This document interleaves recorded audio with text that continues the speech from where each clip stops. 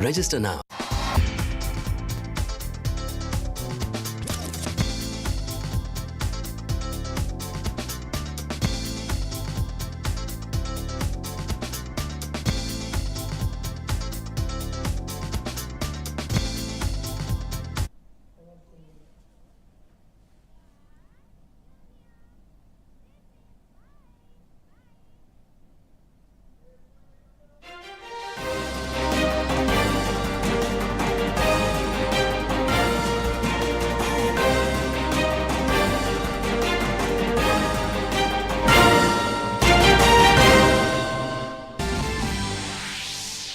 वज़ीर-ए-आज़म ने छत्तीसगढ़ को 34,000 करोड़ रुपए से ज्यादा के तरक्याती प्रोजेक्टों का दिया तोहफा। विकसित भारत विकसित छत्तीसगढ़ प्रोग्राम में पीएम ने कहा, जदीद इंफ्रास्ट्रक्चर तरक्की याफ्ता छत्तीसगढ़ की बुनियाद को करेगा मजबूत।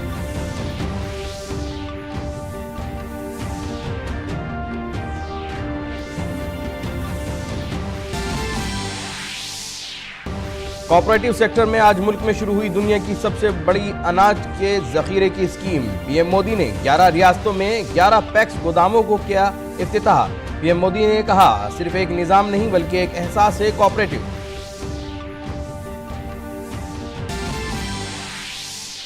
तमिलनाडु में कांग्रेस को धचका। कांग्रेस से 3 बार रुकन असेंबली रह चुकी विजयधारणी बीजेपी में हुई शामिल। बीजेपी के इलेक्शन इंचार्जों की मीटिंग में लोकसभा इंतखाबात के लिए अगले 100 दिनों के लिए पार्टी की हिकमत अमली पर हुआ तबादला ख्याल।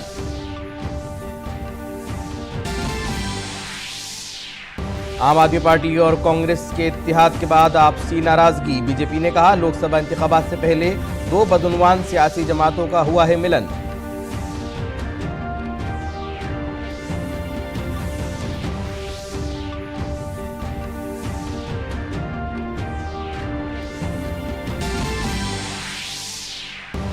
एनएचआरसी की टीम आज फिर से है संदेश खाली के दौरे पर।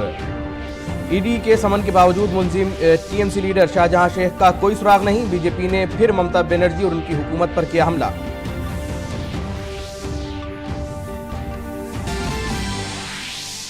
और उत्तर प्रदेश में पुलिस भर्ती का इम्तिहान मनसूख। 6 माह के अंदर होगा दोबारा इम्तिहान। आरओ और एआरओ इब्तिदाई इम्तिहान की भी होगी जांच। वजीर आला योगी आदित्यनाथ ने कहा, मुजरिमों के खिलाफ होगी सख्त कार्रवाई।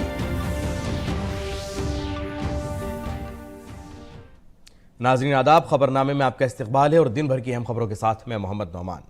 वज़ीर आज़म नरेंद्र मोदी ने छत्तीसगढ़ में 35,000 करोड़ रुपए के तरक्याती मंसूबों का इफ्तिताह और संग बुनियाद रखा। वज़ीर आज़म ने वर्चुअल तरीके से विकसित भारत विकसित छत्तीसगढ़ प्रोग्राम में शामिल होकर इन मंसूबों का तोहफा दिया। ये मंसूबे सड़क, रेल, कोयला, बिजली और शमसी तवायन जैसे अहम शोबों से मुताल्लिक हैं। वज़ीर आज़म ने रायगढ़ में एनटीपीसी के 1600 megawatt large scale thermal power station के पहले मरहले को कौम के नाम वक्फ किया। वज़ीर आज़म ने इसके 1600 मेगावाट दूसरे मरहले का संग बुनियाद भी रखा।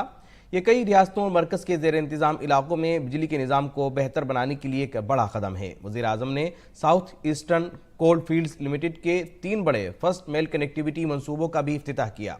ये कोयले के तेज़ तर, माहौल दोस्त और मौसर मैकेनाइज्ड इनखला में मदद करेंगे।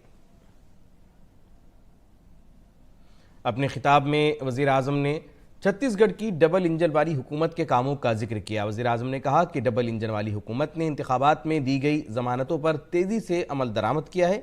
वज़ीर आज़म ने कहा कि तरक्की याफ्ता छत्तीसगढ़ गरीबों, किसानों, नौजवानों और ख़वातीन को बाइख्तियार बनाकर ही मुमकिन होगा। वज़ीर आज़म ने कहा कि 2014 से पहले जो पैसा लूटा गया वह अब गरीबों की फलाह बहबूद के लिए इस्तेमाल हो रहा है। 2014 में मोदी ने गारंटी दी थी कि सरकार ऐसी होगी कि पूरी दुनिया में हर भारतीय का माथा गर्व से ऊंचा होगा। ये गारंटी पूरी करने के लिए मैंने अपने आप को खपा दिया। 2014 में मोदी ने गारंटी दी थी कि सरकार गरीबों के लिए कोई कोर कसर बाकी नहीं रखेगी। गरीबों को लूटने वालों को गरीबों का पैसा लौटाना पड़ेगा। आज देखिए, गरीबों का पैसा लूटने वालों पर सख्त कार्रवाई हो रही है। गरीबों का जो पैसा लूटने से बचा है, वही पैसा गरीब कल्याण की योजनाओं में काम आ रहा है। वजीर आजम ने साबिक वजीर आजम राजीव गांधी के उस बयान को याद दिलाया जिसमें उन्होंने कहा था कि मरकज से भेजे गए 1 रुपए में से सिर्फ 15 पैसे ही पहुंचते हैं। इन्होंने कहा कि गुज़िश्ता एक दहाई में मरकजी हुकूमत ने मुस्तफिदीन के खातों में 34 लाख करोड़ रुपए बराह रास्त भेजे हैं। वजीर आजम ने कहा कि अगर कांग्रेस की हुकूमत होती तो इसके बिचौलिए इसमें से 29 लाख करोड़ रुपए चबा जाते। 34 लाख करोड़ में से 29 लाख करोड़ रुपए रास्ते में ही कहीं न कहीं कोई बिचौलिया चबा जाता। बीजेपी सरकार ने मुद्रा योजना के तहत भी युवाओं को रोजगार, स्वरोजगार के लिए 28 लाख करोड़ रुपए की मदद दी है। अगर कांग्रेस सरकार होती तो उसके बिचौलिए भी इसमें से 24 लाख करोड़ मार लेते। बीजेपी सरकार ने पीएम किसान सम्मान निधि के तहत किसानों को 2.25 लाख करोड़ रुपए बैंक में ट्रांसफर किए। अगर कांग्रेस सरकार होती तो इसमें से भी 2.25 लाख करोड़ तो अपने घर ले जाती, किसान को पहुंचते ही नहीं। आज ये भाजपा सरकार है जिसने गरीबों को उसका हक दिलाया है, उसका अधिकार दिलाया है। वजीर आजम ने कहा कि कांग्रेस के जहन में सिर्फ हुकूमत बनाना है, मुल्क को आगे ले जाना कांग्रेस का कभी एजेंडा नहीं रहा। कांग्रेस परिवारवाद, भ्रष्टाचार और तुष्टीकरण से आगे सोच ही नहीं पाती। जो सिर्फ अपने परिवारों के लिए काम करते हैं, वो आपके परिवारों के बारे में कभी नहीं सोच सकते। जो सिर्फ अपने बेटे बेटियों का भविष्य बनाने में जुटे हैं, वो आपके बेटे बेटियों के भविष्य की चिंता कभी नहीं कर सकते। लेकिन मोदी के लिए तो आप सब, आप ही मोदी का परिवार है। आपके सपने ही मोदी का संकल्प है। वज़ीर आज़म नरेंद्र मोदी ने आज कोऑपरेटिव सेक्टर में दुनिया की सबसे बड़ी अनाज जखीरा करने की स्कीम का आगाज किया। नई दिल्ली के भारत मंडपम में मुनक्किदा तकरीब में वज़ीर आज़म ने कोऑपरेटिव सेक्टर से मुताल्लिक कई दूसरे बड़े प्रोजेक्टों का इफ्तिताह किया और संग बुनियाद भी रखा। कोऑपरेटिव सेक्टर में दुनिया की सबसे बड़ी अनाज जखीरा करने की स्कीम, जिसे 11 रियासतों के 11 बुनियादी जरिए क्रेडिट सोसाइटीज के जरिए चलाया जाता है, इसको बहुत अहम करार दिया जा रहा है। वज़ीर आज़म ने 500 दीगर बुनियादी जरिए क्रेडिट सोसाइटियों में गोदामों और जरिए जखीरा करने की सहूलियात की तामीर का भी संग बुनियाद रखा। वज़ीर आज़म ने मुल्क भर में 18,000 बुनियादी जरिए क्रेडिट सोसाइटियों के कंप्यूटराइजेशन का भी आगाज किया। ये पहल ताउन के जरिए खुशहाली के मरकजी हुकूमत के विजन के मुताबिक है। इससे न सिर्फ इन कमेटियों की कारकर्दगी में इजाफा होगा, बल्कि छोटे और मामूली किसानों को भी बड़े पैमाने पर फायदा होगा। इस मौके पर अपने खिताब में वज़ीर आज़म ने ताउन की ताकत की तारीफ की। वज़ीर आज़म ने इसे विकसित भारत की तामीर में बहुत अहम करार दिया। वज़ीर आज़म ने ज़राअत और दीगर शोबों में ताउन के जरिए हासिल की गई कामयाबियों का जिक्र किया। किसानों के लिए ज़रूरी पैदावार को ज़ख़ीरा करने की सहूलियात की अहमियत का जिक्र करते हुए वज़ीर आज़म ने कहा कि पिछली हुकूमतों ने इस पर तवज्जो नहीं दी। वज़ीर आज़म ने कहा कि अब इस शोबे में दुनिया की सबसे बड़ी स्कीम का आगाज़ होगा और इससे किसानों को बड़े पैमाने पर फ़ायदा होगा। दुनिया की सबसे बड़ी भंडारण योजना के तहत अगले 5 वर्ष में 700 लाख मैट्रिक टन भंडारण की क्षमता तैयार की जाएगी। इस अभियान में 1.25 करोड़ रुपए से ज्यादा का खर्च आएगा। इस योजना के पूरा होने पर हमारे किसान अपने उत्पादों को अपनी जरूरत के मुताबिक भंडारण में रख करके स्टोर कर पाएंगे।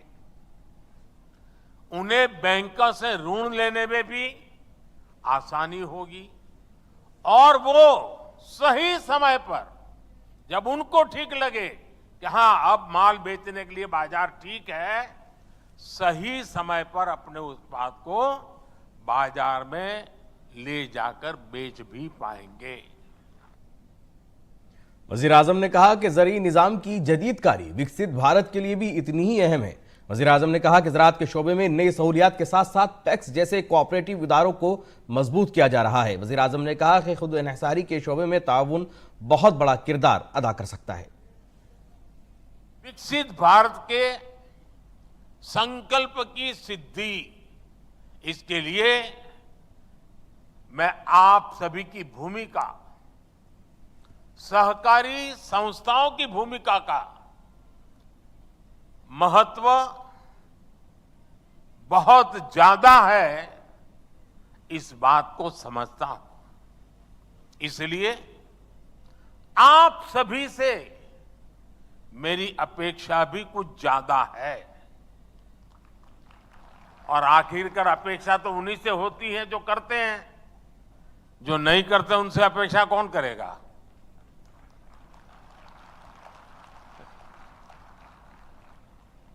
आत्मनिर्भर भारत के निर्माण में आप जितना ज्यादा और जितना ज्यादा सक्रिय योगदान बढ़ाएंगे, हम अपने लक्ष्यों को जल्दी प्राप्त कर पाएंगे। आत्मनिर्भर भारत बनाए बिना विकसित भारत बनाना संभव नहीं है। वज़ीर आज़म ने कहा कि गुजरात में कोऑपरेटिव सेक्टर ने ख्वातीन को बाइख्तियार बनाने में अहम किरदार अदा किया है। वज़ीर आज़म ने कोऑपरेटिव के शोबे में नई टेक्नोलॉजी के ज्यादा इस्तेमाल पर भी जोर दिया। गुजरात में हमने देखा है कि जब दूध का पैसा सीधा बहनों के खातों में जाना शुरू हुआ तो उसका एक सार्थक सामाजिक परिवर्तन आया। अब तो हमारी सहकारी समितियां, हमारे पैक्स कंप्यूटराइज हो चुके हैं। इसलिए अब यह सुनिश्चित होना चाहिए कि जो भी काम हो, जो भी पेमेंट्स हो, वो डिजिटली हो। विशेष रूप से कोऑपरेटिव बैंक्स को डिजिटल टेक्नोलॉजी को आत्मसात करने के लिए तेजी से काम करना चाहिए। संत रविदास जयंती के मौके पर वजीर आजम नरेंद्र मोदी ने सोशल मीडिया हैंडल एक्स पर रविदास जी को नमन करते हुए लिखा, गुरु रविदास को उनके यौम पैदाइश पर खिराज अकीदत। इस मौके पर मुल्क भर में आपके अहले खाना को ढेर नो ख्वाहिशात, मसावात और हम आहंगी पर मबनी उनका पैगाम माशरे की हर नस्ल को मुतासिर करता रहेगा। वज़ीर आज़म ने संत रविदास जी को खिराज अकीदत पेश करते हुए एक वीडियो भी शेयर किया है। जात पात के फेर मही उर्जी रही सब लोग, मनुष्यता को खात हुई रविदास जात कर रोग। अर्थात सब लोग जात पात के फेर में उलझे हैं और ये बीमारी मानवता को खा रही है।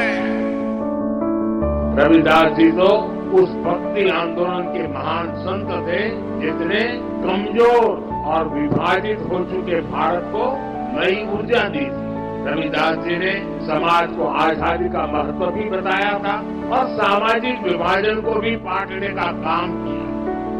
जब हमारी आस्थाओं पर हमले हो रहे थे, हमारी पहचान मिटाने के लिए हम पर पाबंदियां लगाई जा रही थी, तब रविदास जी ने कहा था, पराधीनता पाप है, जान ले हो रे मीत। रविदास पराधीन सो कौन करे है प्रीत। यानी पराधीनता सबसे बड़ा पाप है।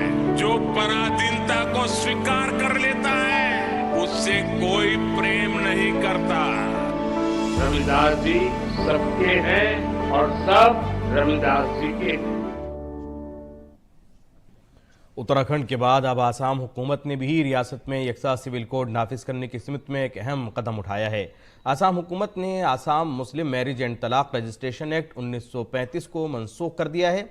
यह फैसला वज़ीर आला हेमंता बिस्वा शर्मा की ज़ेर सदारत काबीना की मीटिंग के दौरान लिया गया। अब रियासत में तमाम शादियां और तलाक स्पेशल मैरिज एक्ट के तहत की जाएंगी। हेमंता बिस्वा शर्मा ने कहा कि ये बचपन की शादी के खात्मे की तरफ भी एक कदम है, जिसमें 21 साल से कम उम्र के मर्द और 18 साल से कम उम्र की ख्वातीन की शादी होती है। वहीं काबीनी वजीर जयंत माला बरवा ने इसे यकसा सिविल कोड की जानिब एक बड़ा कदम करार दिया है। उन्होंने कहा कि मुसलमानों की शादियों और तलाक़ों के रजिस्ट्रेशन की जिम्मेदारी ज़िला कमिश्नर और ज़िला रजिस्ट्रार की होगी। मनसूख शुदा कानून के तहत काम करने वाले 94 मुस्लिम रजिस्ट्रारों को भी उनके ओहदों से फारिग कर दिया जाएगा। उन्हें 2 लाख रुपए का यकमुश्त मुआवजा मिलेगा। বাতিল করা হয়েছে বা খারিজ করা হয়েছে, রিপিল করা হয়েছে। कैबिनेट ने असम मुस्लिम विवाह और तलाक पंजीकरण कानून 1935 को निरस्त करने का फैसला लिया है और इस कानून के तहत अब विवाह और तलाक का पंजीकरण नहीं होगा। 94 मुस्लिम विवाह रजिस्ट्रारों को एक मुश्त मुआवजे के रूप में 2 लाख रुपए की राशि प्रदान की जाएगी।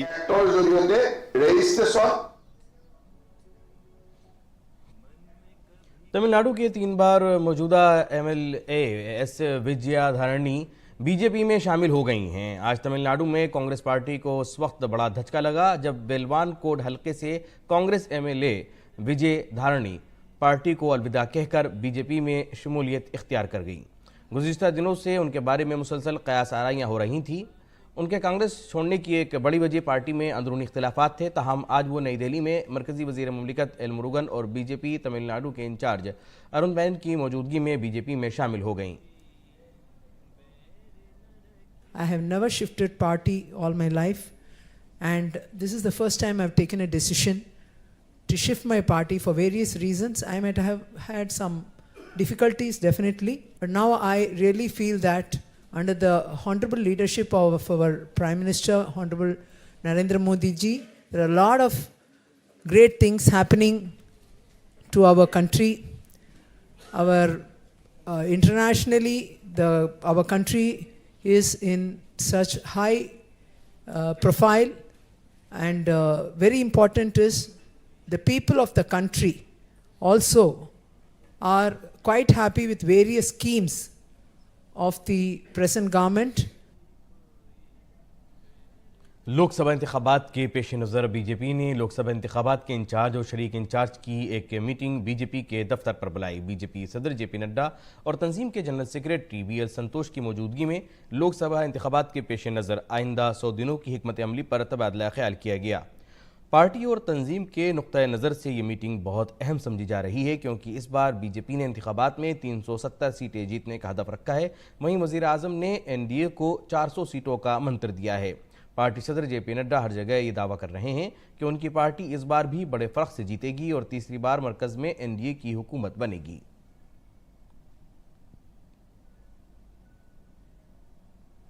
उत्तर प्रदेश पुलिस में भर्ती का इम्तिहान पेपर लीक होने के इल्जामात के बाद मनसूख कर दिया गया है। भर्ती का इम्तिहान 17 और 18 फरवरी को हुआ था। रियासती हुकूमत आइंदा 6 माह के अंदर दोबारा भर्ती का इम्तिहान मुनक्किद करेगी।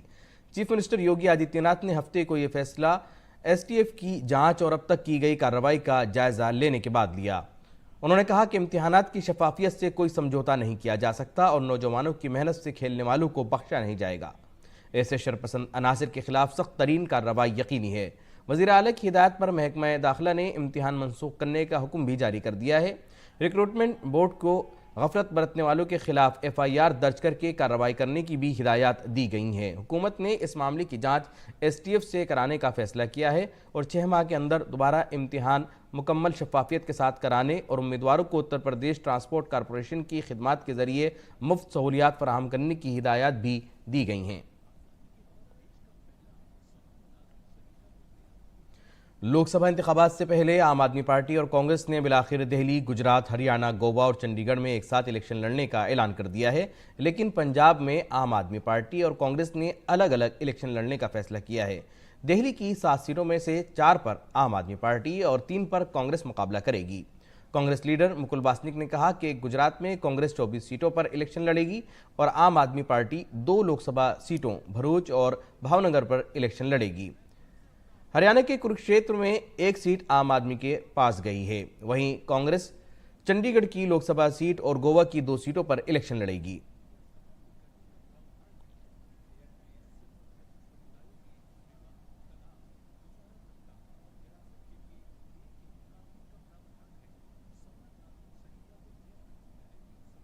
इस इत्तेहाद के ऐलान के साथ ही नाराजगी की खबरें भी आने लगीं।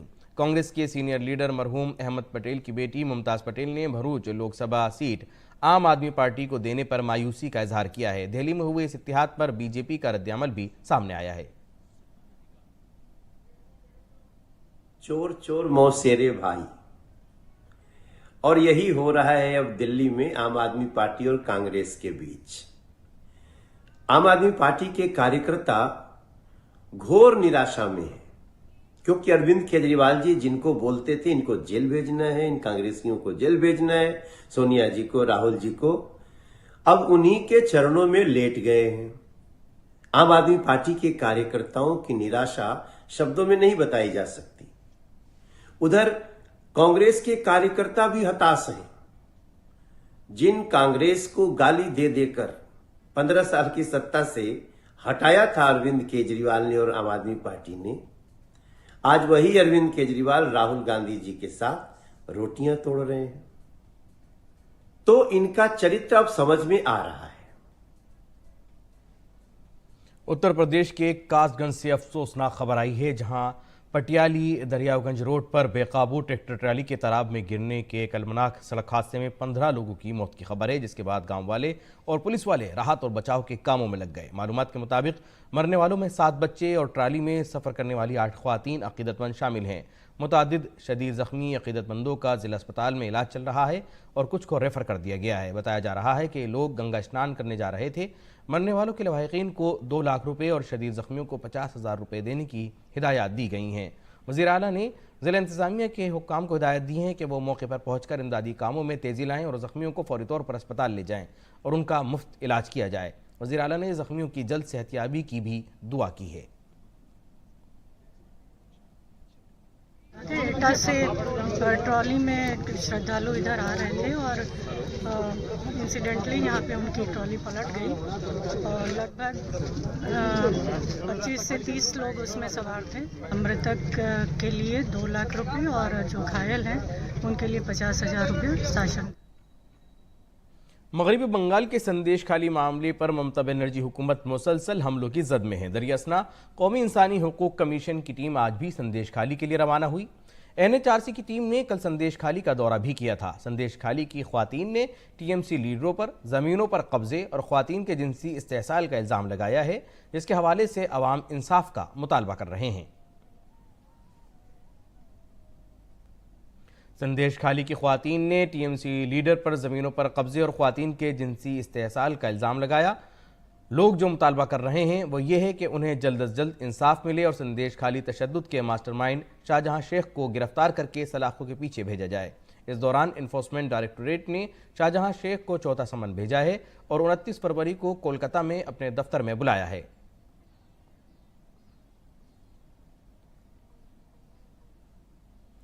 वज़ीर आज़म द्वारका आ रहे हैं, जहां वो हज़ारों करोड़ रुपए के प्रोजेक्टों का आगाज़ और इफ्तिताह करेंगे। वज़ीर आज़म बैठ द्वारका में पूजा भी करेंगे। यहाँ की पुजारी बिरादरी वज़ीर आज़म का बेसब्री से इंतज़ार कर रही है। उनका कहना है कि उन्होंने पहले कभी ऐसा वज़ीर आज़म तरक्की के लिए काम करते नहीं देखा। देखिए नामानिगार नीरज सिंह की ये रिपोर्ट। प्रधानमंत्री भेट द्वारका पहुंच रहे हैं और यहाँ पर पूजा भी करेंगे प्रधानमंत्री। और आपने देखा भी है कि किस तरीके से सुदर्शन जो सेतु है वो बनकर तैयार हो गया है, क्योंकि पहले भेट द्वारका जो लोग पहुंचते थे उन्हें तमाम मुश्किलों का सामना करना पड़ता था। और भेट द्वारका के जो पुजारी समुदाय के लोग हैं प्रधानमंत्री के स्वागत के लिए बेसब्री से इंतजार कर रहे हैं। प्रधानमंत्री पहुंचेंगे, क्या कहना चाहेंगे? बहुत अच्छी बात है। हमने इतनी उम्र में पहली देखा है कि यह प्रधानमंत्री यहाँ भेट द्वारका जी आ रहे हैं। हम कितने साल से इंतजार करते थे कि कब पुल बनेगा। पुल बन गया, सब सुदर्शन सेतु तैयार हो गया। अब हम बहुत खुश है। पहले जब यहाँ पर जो श्रद्धालु पहुंचते थे मौसम खराब होता था, या फिर जो कोई लोग यहाँ बीमार हो जाते थे, तमाम मुश्किलों का सामना करना पड़ता था। अब श्रद्धालु भी आ पाएंगे और बीमार लोगों का भी इलाज हो पाएगा। जी, द्वापर युग में जब सुदामा जी भगवान जी कृष्ण जी को यहाँ पे मिलने के लिए आए, तभी ये रमण द्वारका थी कि तीनों तरफ समुद्र रहेगा, एक तरफ मार्ग रहेगा। वो चीज वो आज हमारे यशस्वी प्रधानमंत्री ने सिद्ध कर दी। फिर से द्वापर काल की शुरुआत हो रही है। एक साइड से आने जाने का रास्ता, तीनों ओर से पानी से घिरा हुआ ये विस्तार है। अभी हमारा बेट द्वारका कोई आइलैंड टापू नहीं रहेगा, वो भी आज विकसित भारत की ओर से एक कदम पे कदम मिला के आगे बढ़ेगा। और ये चीज, ये वस्तु आज हमारे यशस्वी प्रधानमंत्री की देन है। बेट द्वारका के जो पुजारी जो समुदाय है, वो कैसे देख रहा है प्रधानमंत्री की इस यात्रा को और उनके कामों को?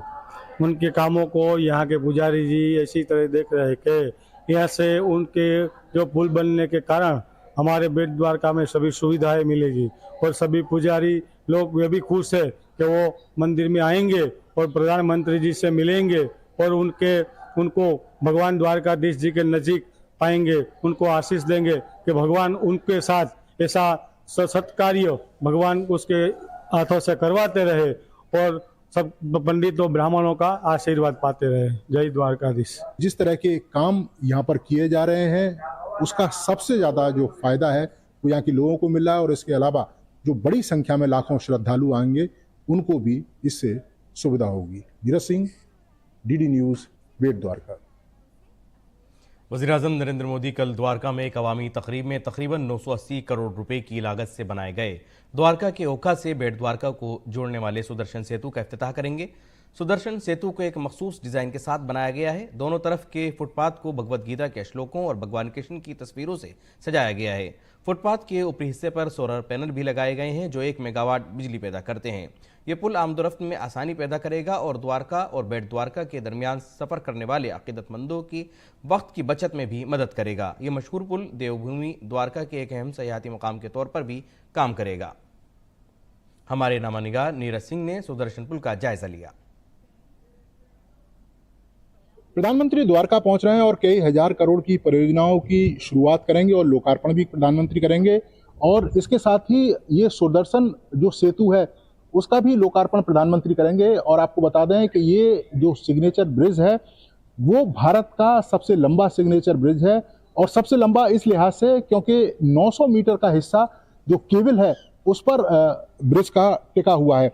दूसरी सबसे बड़ी बात है कि पहले जो लोग भेट द्वारका आते थे ओखा से, तो उनको समुद्र के रास्ते ही आना पड़ता था, नाव से वो यहाँ पर पहुँचते थे और मौसम की खराबी के कारण उनको तमाम दिक्कतों का सामना करना पड़ता था। भगवान के दर्शन नहीं हो पाते थे क्योंकि जब मौसम खराब होता था तो नाव नहीं चलती थी।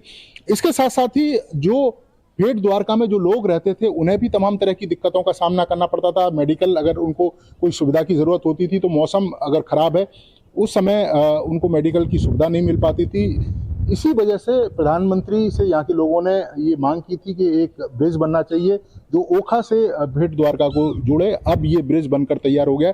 ब्रिज की खासियत ये है कि अगर आप देखें तो 2 किलोमीटर से ज़्यादा लंबा ये ब्रिज है और इसके साथ साथ ही ब्रिज के दोनों तरफ सोलर पैनल लगाए गए हैं ताकि जो लाइट यहाँ से जनरेट होगी उस लाइट को ब्रिज पर लाइट दी जा सके और इसके अलावा ब्रिज के आसपास के जो इलाके हैं वहाँ पर भी जो लाइट है उसकी सप्लाई की जा सके। तो इस लिहाज से इसका जो डिज़ाइन है वो काफ़ी अत्याधुनिक बनाया गया है। और सबसे खास बात यह है कि जो लाखों की संख्या में जो श्रद्धालु, करीब 65 लाख के करीब जो श्रद्धालु हैं वो भेट द्वारका दर्शन करने, भगवान श्री कृष्ण के दर्शन करने आते थे, उनको अब किसी भी तरह की परेशानी नहीं होगी।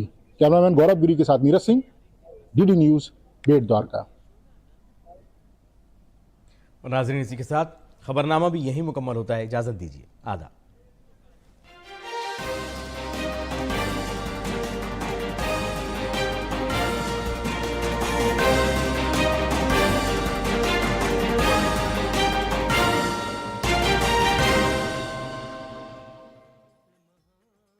दोस्तों,